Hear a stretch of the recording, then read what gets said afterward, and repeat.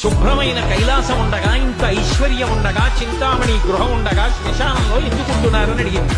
అడిగితే ఆయన చెప్పాడు, పార్వతి బతికున్న నాళ్ళు అన్ని చోట్లకి వెడతారు, ఏమీ తోచట్లేదు, శ్మశానానికి వెళ్ళొద్దామని ఎవరు రారు పార్వతి.